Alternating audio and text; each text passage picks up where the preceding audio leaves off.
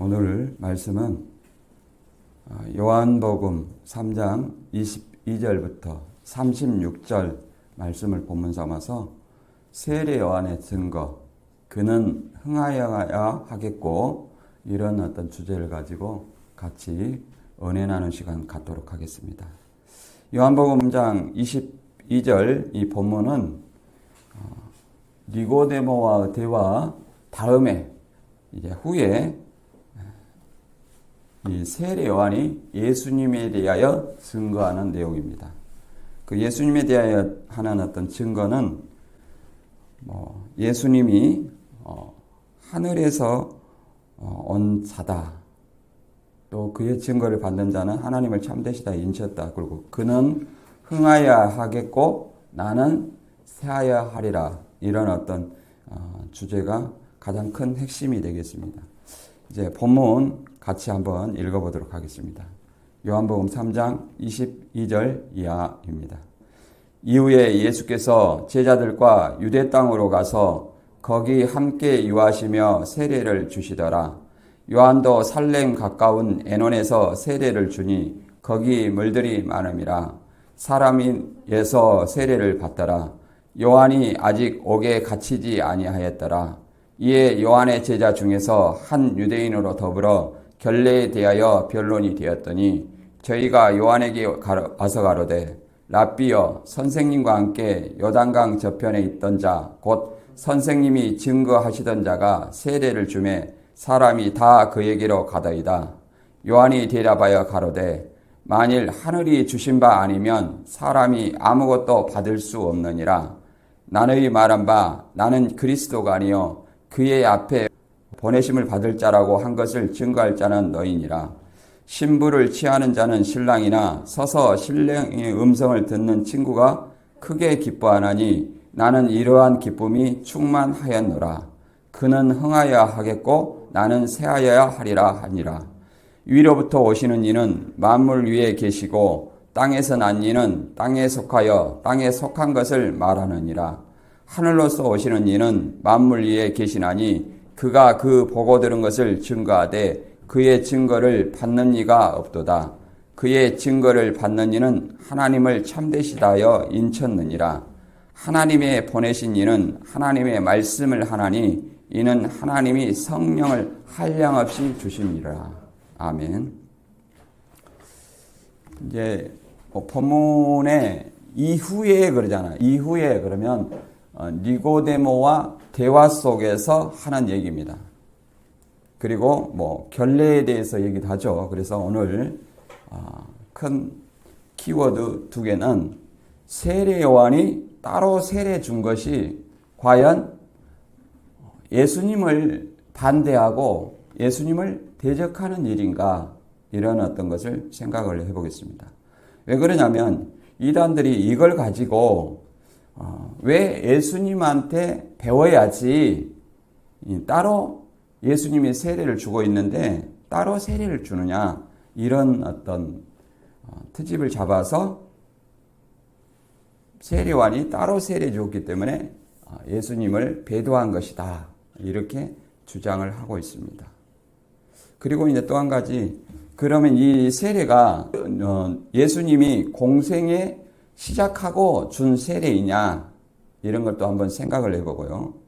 그 다음에 세례 요한의 옥에 갇힌 사건과 예수님의 공생의 사건은 어떤 관계에 있는가, 이런 걸 한번 생각을 해보도록 하겠습니다.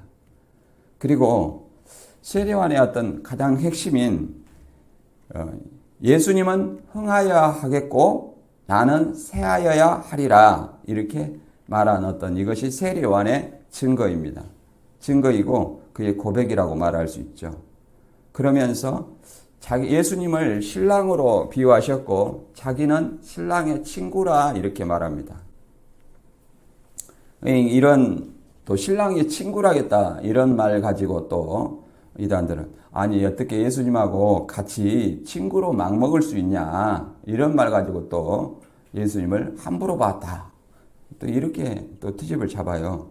그러나 이런 어떤 의미는 아니라는 것을 좀 오늘 본문을 통해서 이해를 해 보겠습니다. 그래서 이런 어떤 문제를 통해서 오늘 본문을 이해해 보는데 본문을 들어가기 전에 먼저 흐름을 살펴보면 이제 예수님이 유대 예루살렘에 내려온 것은 항상 유대인의 3대 절기를 지키기 위해서 내려오고 대부분은 갈릴리 자기 고향에 있습니다. 이제 유년 시절의 고향은 나사렛이죠. 갈릴리 나사렛이고 그 다음에 또 가버나움으로 이사 가셔서 사셨죠. 그래서 이제 요한복음 2장에 6월절이 가까워서 이제 예루살렘에 와가지고 성전 정화 사건을 합니다. 이 성전 정화 사건과 6월절은 어떤 관계냐면 예수님이 세상죄를 지고 가는 하나님의 어린 양이다. 그러면 6월절에 하는 어떤 의식이 뭐냐면 어린 양을 모세 때는 어린 양을 잡아서 6월절 밤에 문 설주와 임방에 바르고 그 어린 양의 고기를 먹은 자만이 살아남았고 출애굽을 했습니다. 그 생명을 구원하는 어떤 그런 일이죠. 그런 것을 기념해서 유대인들이 지키는 3대 절기 중에 하나입니다. 그래서 어린 양을 잡아서 먹습니다. 근데 그 어린 양으로 오신 분이 누구라는 거예요? 예수님이라는 겁니다. 그리고 이 성전 정화 사건. 예수님은 이 헤롯스 왕정인데 정화 사건은 말 그대로 성전에 장사하는 자, 비둘기나 소나 양이나 이런 어떤 성전의 재물을 가지고 매매 시장으로 만들어버린 이권을 탐하는 그들의 상을 뒤엎으셨죠. 그리고 이 성전 정화 사건은 이 공관복음, 마태, 마가, 누가복음, 이 공관복음하고 이 요한복음하고는 좀 배치가 다르게 되어 있습니다. 이제 공관복음에서 성전 정화 사건은 상당히 후반부에 나옵니다. 그러나 요한복음에서는 예수님이 성령 받으신 후 바로 성전 정화 사건이 나오죠. 이게 좀 다릅니다. 두 번, 성전 정화 사건이 두 번이라서 그런 것이 아니라 배치상 그렇게 한 겁니다.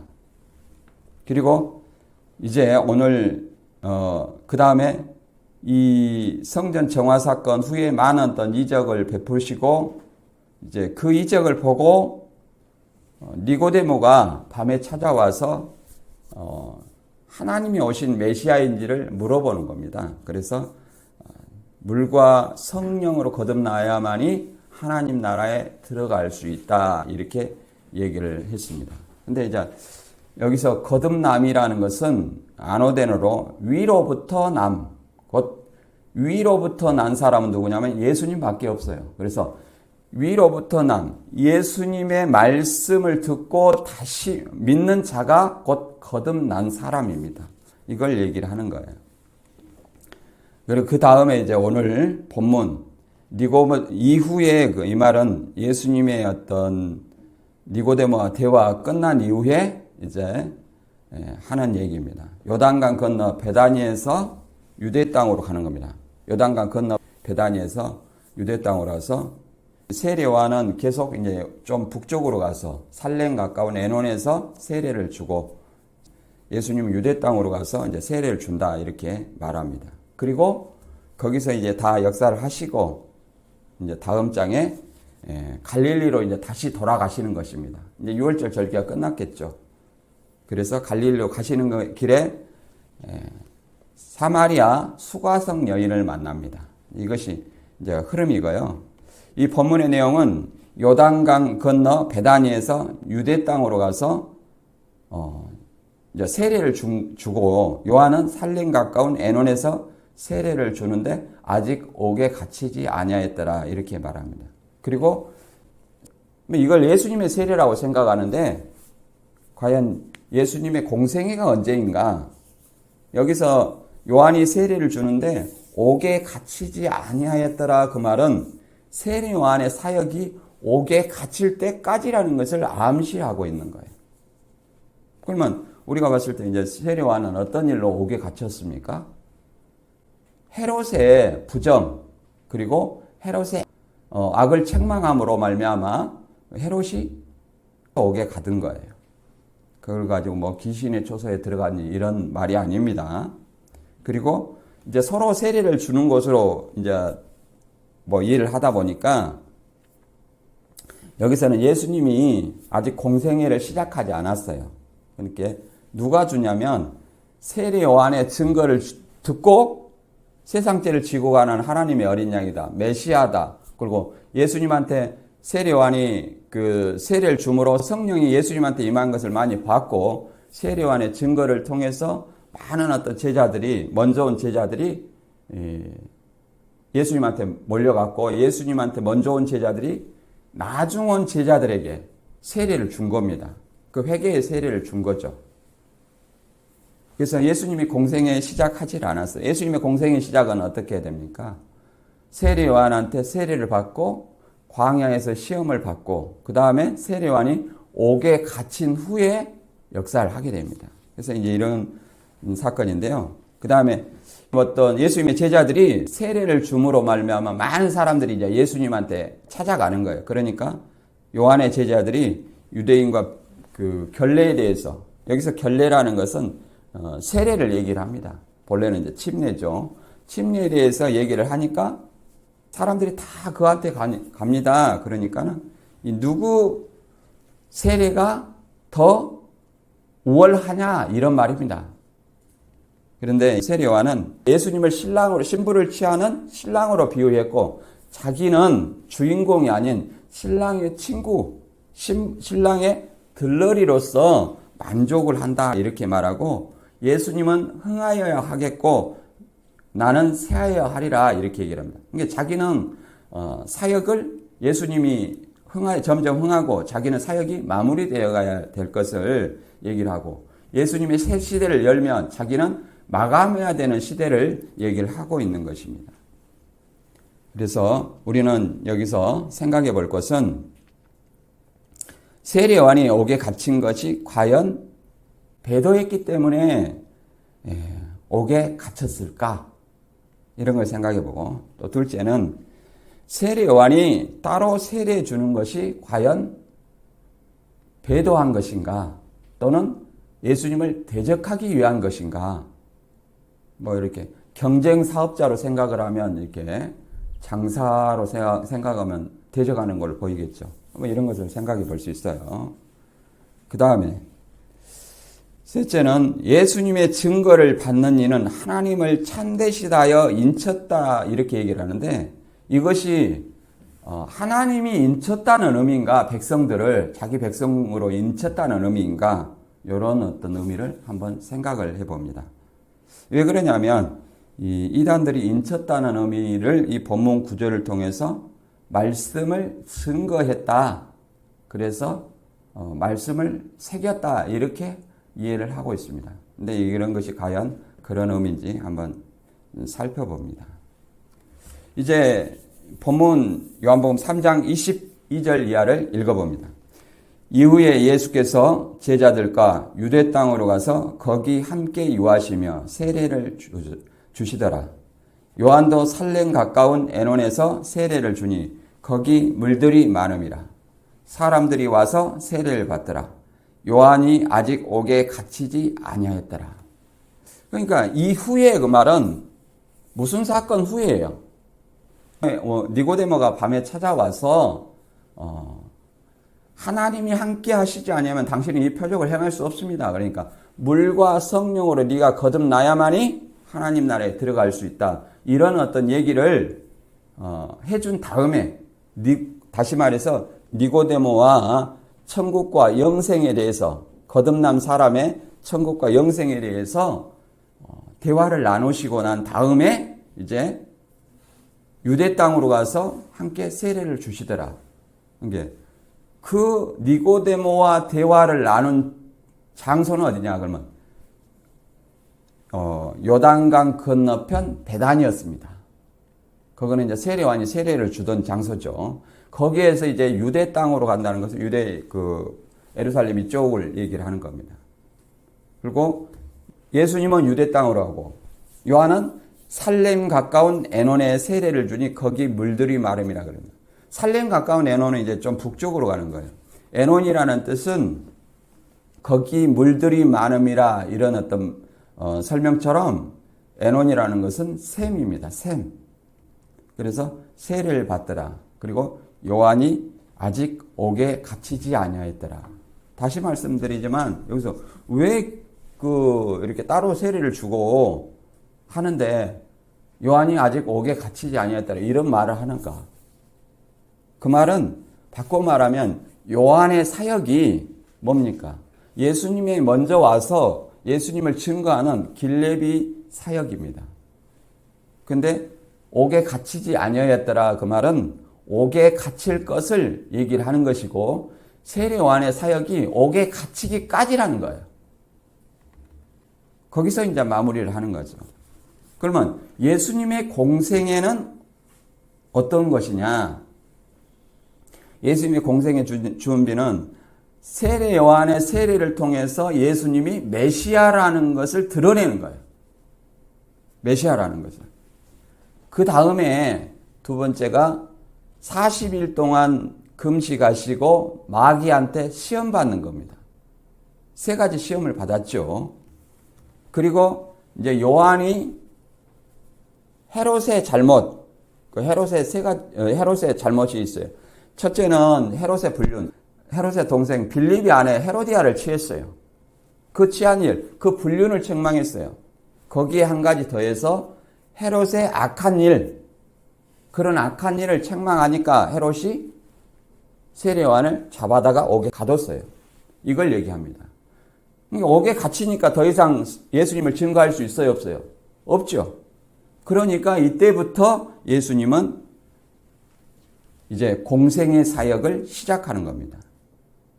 그래서 먼저 이 따로 세례 주는 문제에 대해서 잠깐 우리가 과연 이것을 예수님의 세례로 생각하고 예수님이 공생애를 시작했고 세례를 주는데 왜 세례 요한이 따로 세례를 주느냐 이러거다고 그 다음에 세례 요한이 세례를 주는 것이 과연 서로 대적하는 관계인가 이것을 성경 구절을 통해서 읽어보겠습니다.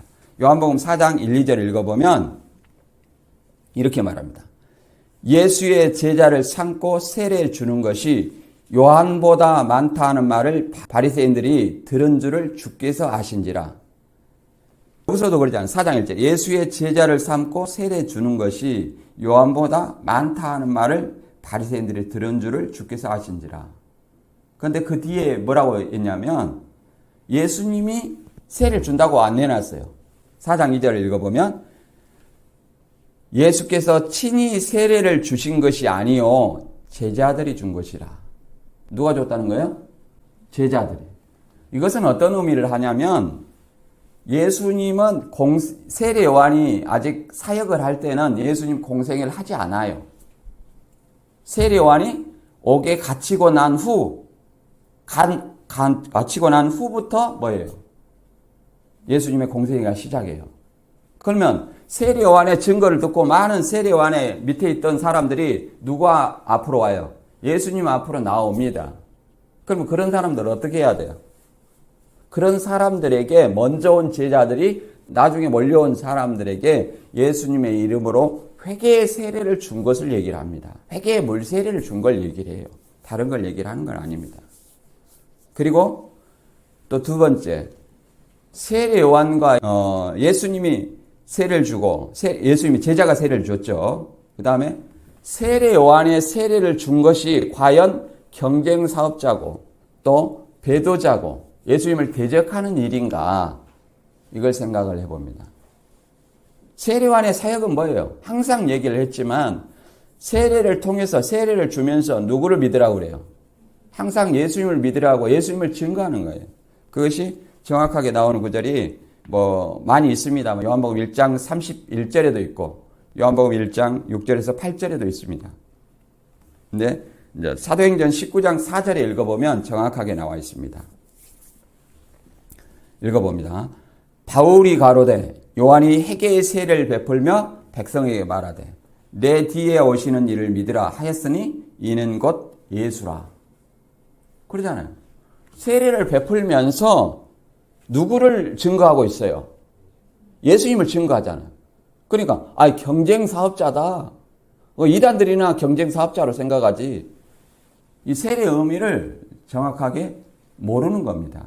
경쟁 사업자가 아니에요. 경쟁 사업자라 해도 아니 여기 옆에 가게를 마주하고 있다고 해도 마찬가지입니다. 옆 가게에서는 홍보하는 가게예요. 그러면 그것이 예수님한테 대적하는 어떤 가게겠어요? 그런 것이 아니라는 것을 우리는 이해를 해볼 수 있습니다. 그리고 요한이 아직 옥에 갇히지 아니하였더라 이런 말처럼 세례 요한의 사역이 끝나고 세례 요한의 사역은 옥에 갇힌 후 그것을 예수님의 사역이 시작될 것을 암시를 하고 있습니다.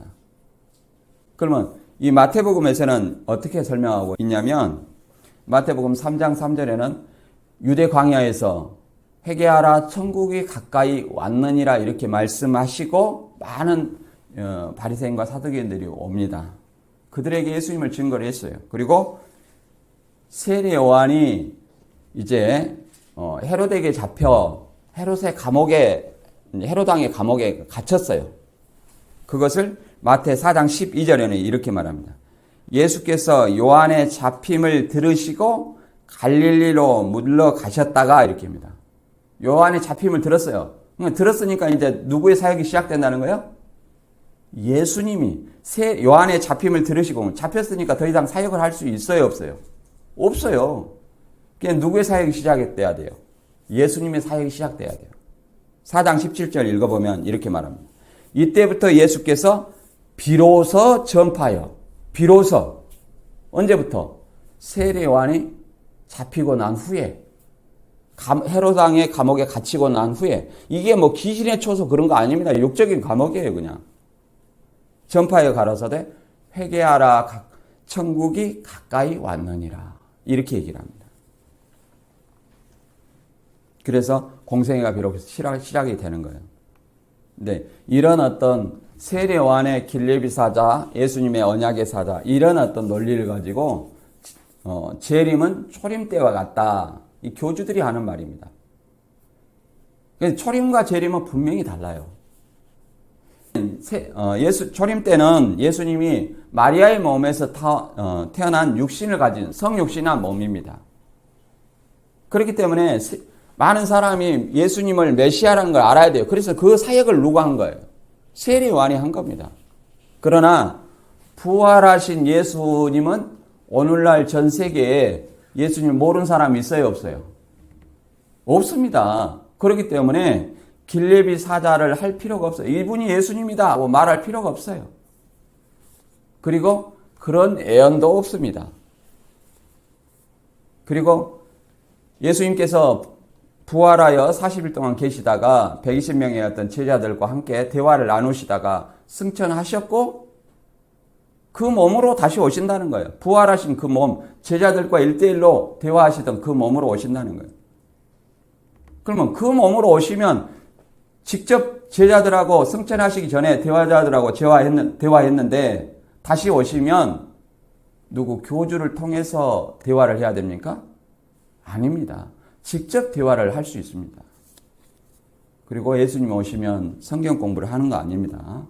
그동안에 신앙생활 한 것으로 인해서 심판을 하는 겁니다. 영생과 영벌, 심판과 구원, 상과 벌. 이거 심판을 하는 내용이지 예수님이 오셔가지고 다시 내가 예수다 하고 성경 공부를 하는 것이 아닙니다.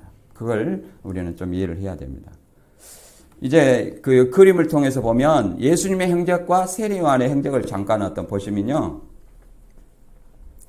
여기 사해 우회 쪽에 보면은 요단강 건너편 베다니가 있죠. 여기 오른쪽에 있고 요단강 오른쪽에 동편에 베다니가 있어요. 그리고 예수님은 어디로 갔어요? 예루살렘 쪽으로 갔어요.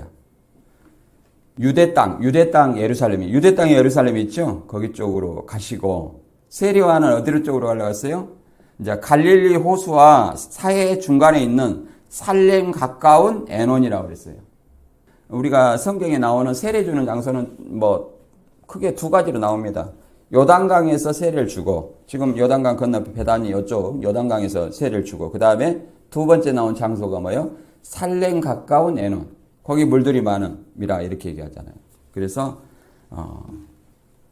이 예루살렘에 가까워서 이 살렘이라 한 것이 아니라 이 갈릴리 호수와 이 사해 이 중간에 있는 그 강을 요단강 쭉 타고 있죠. 거기서 에논 중간쯤에 살렘 가까운 에논에서 세리를 준다 이렇게 말하고 있습니다. 그리고 이 예수님은 이 유대 예루살렘에서 역사를 하시고 다시 어디로 가셨어요? 끝나고 4장에 보면 요한복음 4장에 보면 갈릴리로 가시죠. 근데 갈릴리로 가는데 대부분 유대인들은 사마리아를 거치지 않습니다. 이 이방인들을 사마리아 사람들을 부정하다고 생각해서 거기를 거치지 않아요. 그래서 베레아로 이렇게 쭉 돌아가는데 예수님은 사마리아 수가성을 거쳐서 직선으로 나사렛으로 가는 거예요. 갈릴리로 가시는 거예요. 이걸 우리가 생각을 해볼 수 있습니다. 그 다음에 요한복음 3장 25절 이하를 제가 읽어보겠습니다. 이에 요한의 제자 중에 한 유대인으로 더불어 결례에 대하여 변론이 되었더니 저희가 요한에게 와서 가로되 랍비여 선생님과 함께 요단강 저편에 있던 자 곧 선생님이 증언하시던 자가 세례를 주매 사람이 다 그에게로 가더이다.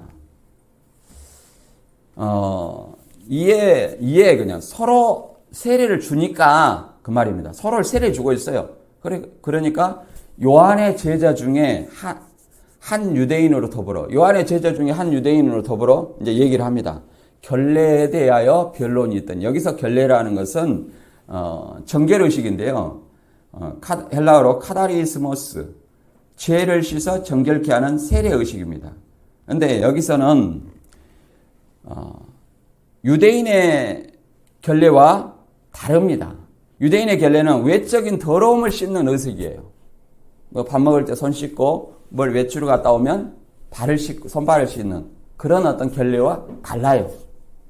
세례 요한과 예수님의 세례는 죄를 씻는 회개의 세례예요. 죄를 씻는 회개의 세례인데 이 세례 의식이 누가 더 우월하냐 그 말이에요. 변론이 되었더니 우월하냐 그 말이에요.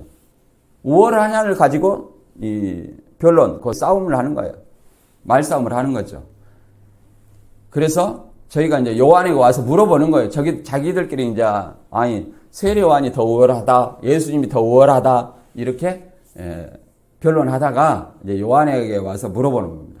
랍비여 선생님과 함께 요단강 저편에 있던 자, 곧 선생님의 증거하시던 자가 세례를 주니까 다 그 사람에 대해 가지 않습니까?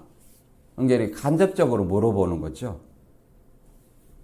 당신이 증거하던 자가 다 이렇게 세례를 주니까 다 그쪽으로 간다. 이렇게 얘기를 하지 않습니까? 예. 세례 요한한테 판단을 구하는 거죠. 누구 세례가 더 우월하냐. 이렇게 판단을 구한 거라고 말할 수 있어요.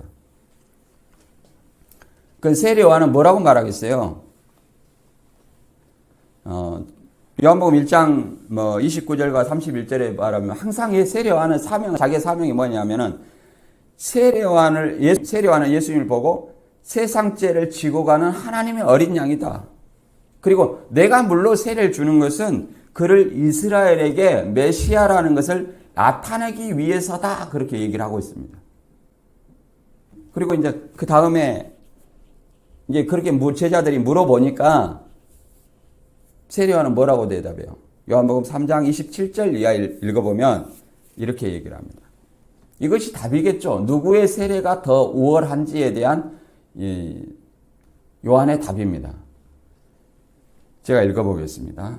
요한이 대답하여 가로되 만일 하늘에서 주신 바 아니면 사람이 아무것도 받을 수 없느니라. 나의 말한 바 나는 그리스도가 아니요 그의 앞에 보내심을 받을 자라고 한 것을 증거할 자는 너희니라. 뭐라고 했어요? 만일 하늘이 주신 바 아니면 아무것도 받을 수 없다. 그러면 세례 요한이 예수님에 대해서 뭐라고 말했어요? 하늘에서 주시기 때문에 그것을 받을 수 있다는 거예요. 그리고 세례 요한은 자신을 말해요. 나는 그리스도가 아니요 그의 앞에 보내심을 받을 자로 증거를 했다. 그럼 너희는 들었다. 그러니까 이제 그것을 증거할 자는 누구라는 거예요? 너희라는 거예요.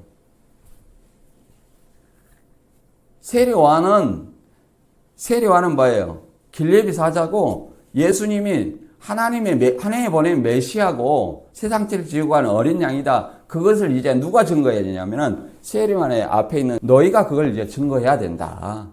이런 말입니다. 그의 앞에 보내심을 받을 자라고 한 것을 증거할 자는 누구다? 너희다. 그 말은 그거예요.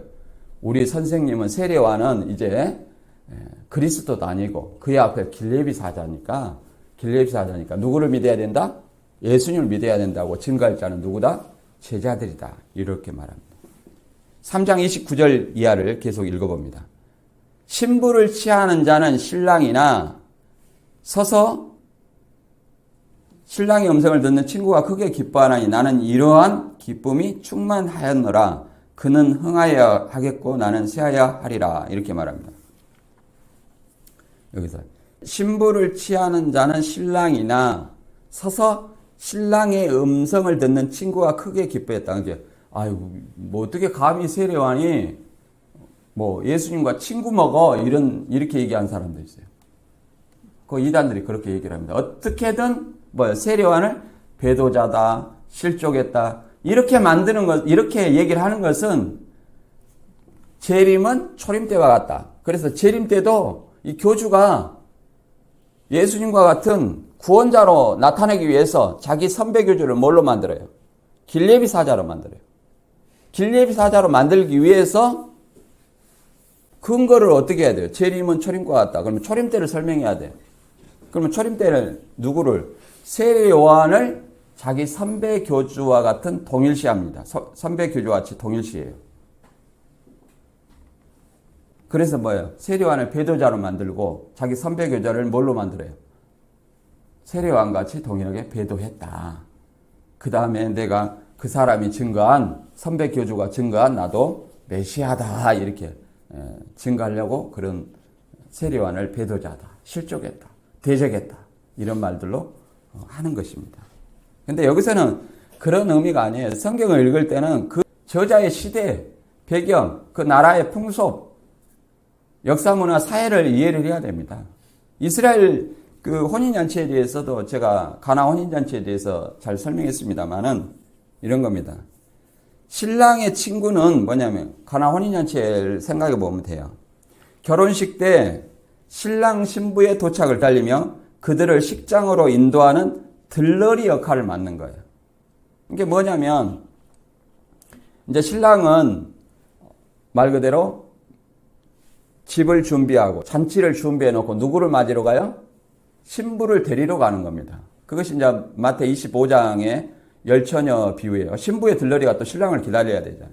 그리고 이제 신랑 신부가 혼인 잔치를 하도록 어디로 와요? 신랑 집으로 오는 거예요. 그게 가나 혼인 잔치예요. 그러면 신랑 집에서 잔치를 준비하던 사람들은 누구겠어요? 신랑의 친구, 신랑의 들러리라고 말할 수 있어요. 그래서 신랑이 이제 오는 소리가 들으면 드디어 신랑의 음성을 듣는 친구들이 기뻐하는 거예요.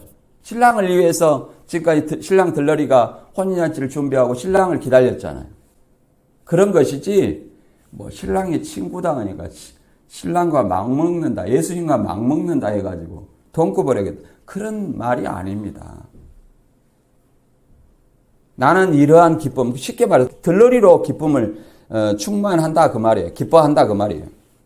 그 주인공은 누굽니까? 신부를 취하는 신랑이다 그 말이에요. 그건 예수님이다 그 말입니다. 그리고 그는 흥하여야 하겠고 나는 쇠하여야 하리라 이렇게 말합니다. 그는 이제 역사를 새로 복음을 통해서 역사를 시작해야 되고 자기는 율법의 마지막 사명자로 끝을 내는 거예요. 그 예수님도 공생애를 시작하시면서 뭐라고 말했냐면 마태 11장에 보면 내가 진실로 진실로 너에게 말하노니 여자가 낳은 자 중에 세례요한보다 큰 이가 일어남이 없도다. 그러나 천국에서는 극히 작은 자라도 저보다 크니라. 이제 뭐 이단들은 이 말을 가지고 또 세례요한을 작은 자보다 더 작다.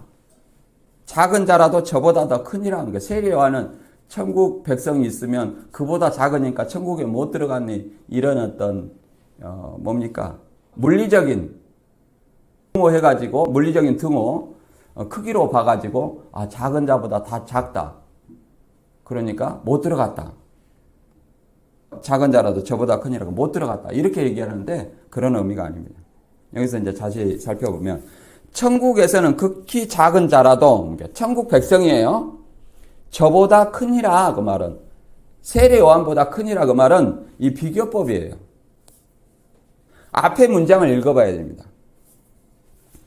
여자가 낳은 자 중에 세례 요한보다 큰 이가 이르람이 없도다. 그러면 여자가 여기서는 목자를 얘기합니까? 신천지는 목자를 얘기한다고 하는데 뭐 그런 거 아닙니다. 여자가 낳은 자, 세상 모든 사람 가운데서 세례 요한이 가장 크다. 그 말이에요. 세상에서는 가장 크지만 그러나 천국에서는 극히 작은 자라도 하나님 나라의 백성이 되면 세례 요한보다 더 위대하다 그런 말입니다. 이게 비교법이에요. 세상에서는 세례 요한이 클지 몰라도 천국에서는 그 천국의 백성은 예수를 믿고 예수를 믿는 천국의 백성은 세례 요한보다 더 크다는 거예요. 그런 말이지 뭐 세례 요한이 천국에 못 들어갔다 그런 말을 하는 것이 아닙니다. 그리고 세례 요한을 세상 모든 어떤 사람보다 여자가 낳은 자 중에 가장 크다고 이렇게 말하는 것은 솔로몬도 있고 다윗도 있고 이런 어떤 모세도 있고 위대한 인물들이 있는데 왜 세례 요한을 가장 크다고 했냐면 모세도 누구를 바라보고 그러겠어요? 예수님의 상 받기 위해서 신앙한다고 그랬어요. 그리고 아브라함도 나의 때에 볼 것을 보고 즐거워했다고 했습니다. 많은 선지자 의인들이 예수님 한때를 바라보고자 해서 보지 못했다고 그랬습니다. 그러나 세례 요한은 예수님을 직접 보고 들었으며 예수님을 증거까지 했어요. 메시아라고. 길리비까지 했습니다.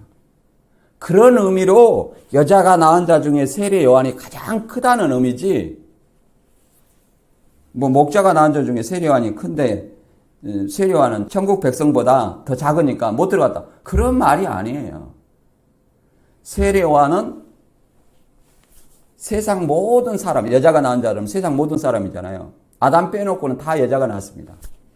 모든 사람 중에 가장 크지만 천국 백성보다는 더 작다. 바꿔 말하면 세례 요한이 이도하지만 천국 백성은 세례 요한보다 더 위대하다. 그런 말입니다. 이걸 킹흠정역으로 읽어보면 다시입니다. 여자에게서 태어난 자들 가운데 침례자 요한보다 큰 자가 일어나지 아니하였도다. 그럼에도 불구하고 비교법이에요. 하늘의 왕국에서는 그러잖아요. 가장 작은 자가 하늘의 왕국에서 가장 작은 자는 뭐예요? 하나님의 백성을 얘기합니다. 하나님의 백성을 지극히 작은 자라고 표현하는 거예요. 그보다 큰이라 그러면 요한보다 큰이라 그 말은 하나님의 백성이 세례 요한이 세상에서 위대하지만 하나님의 백성은 그보다 더 위대하다 그 말이에요. 그것은 천국에 대한 하나님 나라의 백성에 대한 소망, 천국에 대한 소망을 심어주고자 하는 얘기지 다른 의미는 아니라는 것을 좀 아시기 바랍니다. 그 다음에 요한복음 3장 31절 이하를 마저 읽어보겠습니다. 위로부터 오시는 이는 만물 위에 계시고 땅에서 난 이는 땅에 속하여 땅에 속한 것을 말하느니라. 하늘로서 오시는 이는 만물 위에 계시나니 그가 그 보고 들은 것을 증거하되 그의 증거를 받는 이가 없도다. 그의 증거를 받는 이는 하나님을 참되시다여 인쳤느니라. 자, 이로부터 오시는 이 누구예요? 예수님입니다. 성육신한 예수님. 이걸 뭐라고 하냐면 이로부터는 안오된이요. 거듭남이라는 표현과 똑같은 말입니다. 거듭난다는 말은 이로부터 오시는 예수님의 말씀을 통해서 거듭나야 돼요. 예수님의 말씀을 듣고 예수님을 믿어야만이 성령을 받고 이걸 거듭났다. 물과 성령으로 거듭났다. 이렇게 표현하는 거예요. 그리고 땅에서 난 이는 땅에 속하여 땅에 속한 것을 말하느니라. 이 말을 이단들이 또 많이 얘기를 합니다. 세상 사람들은 다 땅에서 났다. 물론 맞지요. 여기서 본문에서는 이로부터 오시는 이는 만물에 계시고 이건 누구라는 얘기예요? 예수님. 그러면 땅에서 난 이는요, 자신을 얘기하는 거예요. 세상 모든 사람을 얘기하는 것이 아니라 땅에서는 자신, 세례요한 자신을 얘기하는 거예요. 자신을 땅에 속하여 땅에 속한 것을 말하느니라 이렇게 얘기를 하는 겁니다. 이것을 뭐 땅에서 세상 말이다 이렇게 얘기를 하는데, 세상 뭐 비진리다 주석이다 이렇게 얘기하는데 그런 의미 아니에요. 예수님도 그러잖아요. 내가 땅의 것을 말하여도 너희가 믿지 아니하거든 그러잖아요. 예수님도 땅의 것을 들어서 비유를 얘기를 했다는 거예요. 그래도 믿지 아니하거든 어떻게 하늘 일을 말하면 믿겠느냐 이렇게 얘기를 합니다. 세례요한도 근데 땅에 속하여 세상 것을 말한 것이 아니라 요한도 진리에 대하여 증언했다 그럽니다. 요한복음 5장 35절에. 그러지 이것이 세상 비진리를 얘기했다 그런 말이 아니에요. 그가 그 보고 들은 것을 증거하되 그의 증거를 받는 이가 없도다. 또 이게 33절에 이 말도 있습니다. 그의 증거를 받는 이는 하나님을 참되시다여 인쳤느니라. 이 말도 아이고 이게 증거의 말씀으로 사람 백성들을 인쳤다. 그 도장 찍었다는 거예요. 백성들한테 이렇게. 근데 여기서 하는 말은 그 말이 아니에요. 이 목적어가 누구냐면 이게 하나님을 목적이에요. 하나님이 목적어예요. 하나님을 참되시다요. 누가? 그의 증거를 받는 이가. 그의 증거를 받는 이. 그러니까 예수님의 말씀을 들은 자, 듣고 믿는 자는 누구를? 하나님을 참되시다요? 인쳤다 그 말이에요.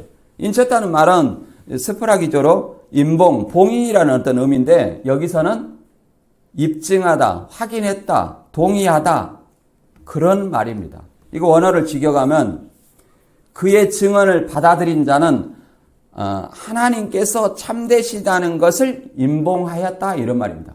정확하게 얘기만. 그런데 인봉하였다 그런 의미로 우리가 보면 안 되고 하나님을 참되시다 하여 인정했다 그렇게 볼 수 있습니다. 하나님을 참되시다. 왜 그러냐면 하나님의 약속대로 누구를 보내주셨어요? 예수님을. 예수님의 증거를 받고 하나님을 참되시다 인정하는 거지 않습니까?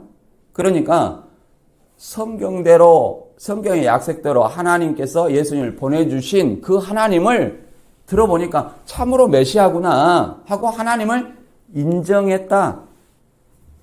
또 확인했다. 그런 말로 이해를 하는 것입니다. 이게 뭐 말씀을 증거해가지고 너 입 맞았다. 그런 말이 아니에요. 여기서 목적어는 하나님입니다. 하나님을 참되시다 하여 인정했다. 누가? 그의 증거를 받는, 예수님의 증거를 받고 믿는 사람이. 그렇게 이해를 하시면 될 것 같습니다. 요한복음 3장 34절 이하를 읽어보겠습니다. 하나님의 보내신 이는 하나님의 말씀을 하나니 이는 하나님의 성령을 한량없이 주심이니라. 아버지께서 아들을 사랑하사 만물을 다 그의 손에 주셨으니 아들을 믿는 자는 영생이 있고 아들을 순종치 아니한 자는 영생을 보지 못하고 도리어 하나님의 진노가 그 위에 머물러 있느니라. 아멘. 이 말도 마찬가지예요. 하나님의 보내신 이 누구예요? 지금 이 계속 그 22절 이하부터 누가 뭐냐면 세례요한의 증거가 많아요. 세례요한의 증거. 그잖아요. 결례에 대해서 변론해가지고 예수 세례요한한테 물어보잖아요. 아니 당신의 증거하던 자가 예수라는 사람이 저기서 세례를 주니까 사람들이 다 그리로 몰려갑니다. 그 요한의 제자들이 물어봤어요. 그러니까 그 다음에 이렇게 쭉 이어지는 말이 지금 36절까지 세례요한의 증거예요. 그래서 하나님을 보내신 이는 하나님의 말씀을 하나니 이는 하나님이 성령을 한량없이 주심이라. 이것은 예수님에 대한 얘기예요. 예수님에게 성령을 한량없이 부어주시기 때문에 하나님의 말씀을 할 수밖에 없다. 이런 얘기예요.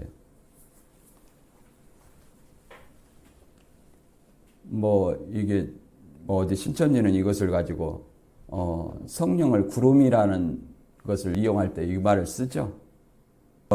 하늘에서 구름에서 비가 내려가지고 나무나 이 초목을 이렇게 자라게 한다. 그러면 이 비는 뭐냐? 말씀이다. 초목은 뭐냐? 사람이다. 그러면 이 말씀을 주는 것은 뭐냐? 성령이다. 이런 논리로 얘기를 합니다. 근데 그런 의미가 아니에요. 아버지께서 아들을 사랑하사 만물을 다 그의 손에 주셨으니, 그러니까 아들에게 모든 만물의 권세, 하늘과 땅의 모든 권세를 주었다고 그럽니다. 이 마태 28장 18절에 보면 이렇게 말합니다. 예수께 나와 일러 가로쓰되 하늘과 땅의 모든 권세를 내게 주셨으니 그러므로 너희는 가서 모든 족속으로 제자를 삼아 아버지와 아들과 성령의 이름을 세례를 주라 이렇게 말하고 있습니다. 그래서 모든 권세를 누구한테 줬어요? 예수님한테 줬다는 거예요. 그래서 아들을 믿는 자는 영생이 있고 아들을 순종치 아니하는 영생을 보지 못하고 도리어 하나님의 진노가 그에 머물러 있느니라. 예수님 당시에도요, 심판과 구원이 바로 있었어요. 그러잖아요. 요한복음 3장 18절 이하에도 예수 그리스도를 믿지 아니한 자는 이미 심판을 받았고 이렇게 말하잖아요. 심판을 받았고 믿는 자는 영생을 얻었다 이렇게 말하지 않습니까? 그래서 그 당시 예수님 오실 당시에도 영생과 영벌로 이렇게 갈라졌어요. 근데 눈에 보이게 즉시 그렇게 이루어진 것은 아니죠. 마지막 날에 그러잖아요. 요한복음 6장 40절에 보면 내 아버지의 뜻은 아들을 보고 믿는 자마다 영생을 얻은 이것이니 영생을 보장받은 거예요. 그런데 언제? 마지막 날에 내가 이를 다시 살리리니 이렇게 말합니다. 마지막 날에. 그러니까 마지막 날에는 진짜로 영생과 영벌이 이제 갈라지는 심판의 날이에요. 재림해가지고 자꾸 성경 가르치고 내가 구원자다 이런 논리가 아니라는 것입니다. 그래서 오늘 말씀을 다시 한번 정리하면 가장 핵심되는 것은 이 니고데모와 대화에서 이제 물과 성령으로 거듭나라 이런 어떤 그 다음 그 니고데모와 대화 다음에 이제 예수님은 어디로 가고 유대 땅으로 가시고 세례요한은 이제 어디로 가셨어요? 살렘 가까운 에논에서 이제 세례를 주는 겁니다. 그때 이제 많은 사람들이 예수님을 쫓아갔죠. 예수님을 쫓아가고 그러니까 누구 세례가 더 우월하냐? 누가 제사하는 권세가 더 우월하느냐? 이런 어떤 변론이 돼서 이제 세례요한의 답변이 얘기를 하고 있습니다. 근데 여기서도 세례요한의 사역은 세례요한이 옥에 갇힐 때까지 요한은 아직 옥에 갇히지 아니하였더라. 그 말은 옥에 갇히기까지 그리고 따로 세례를 준다. 이 말은 첫째는 세례요한이 이 세례를 준 것은 예수님을 대적하는 것이 아니라 예수님을 메시아로 증거한 거였다. 세례를 통해서 회개서를 통해서 그리고 더 나아가서 예수님도 직접 세례를 줬어요 안 줬어요? 공생애를 시작하기 전에 먼저 온 제자들이 나중 온 제자들에게 회개의 물세를 베푼 것이다. 그래서 결코 대적이나 배도나 실족을 의미하는 것이 아니다. 이렇게 이해를 해볼 수 있고요. 그리고 세례요한은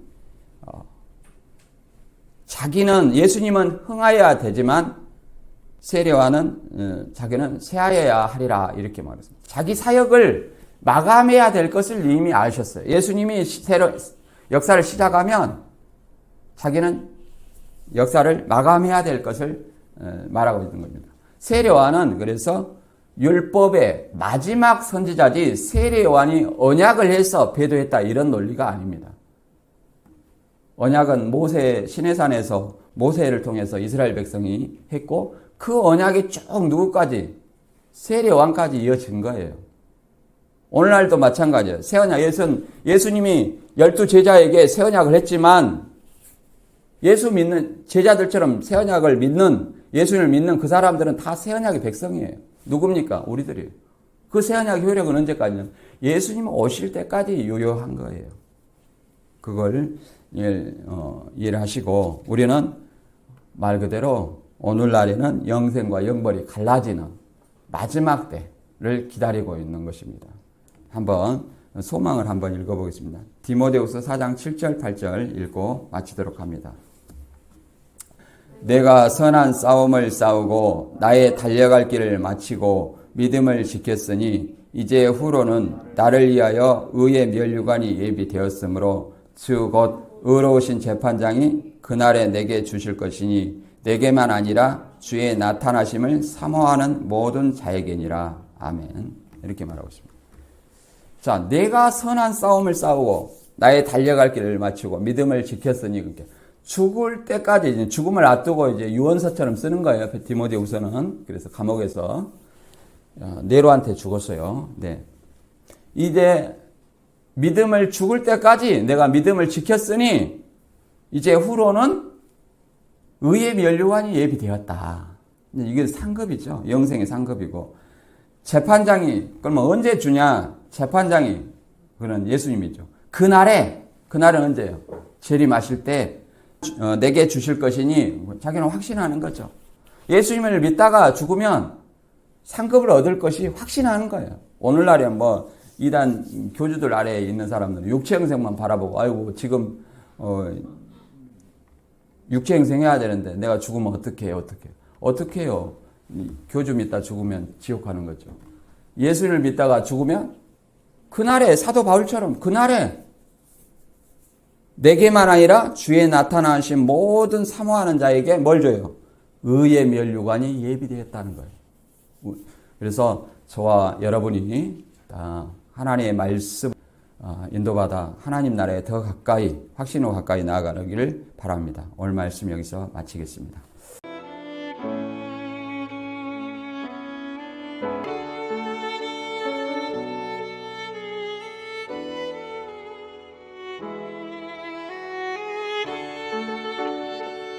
이단 대처에 동참한다면 구독과 좋아요, 알람으로 공유해주세요.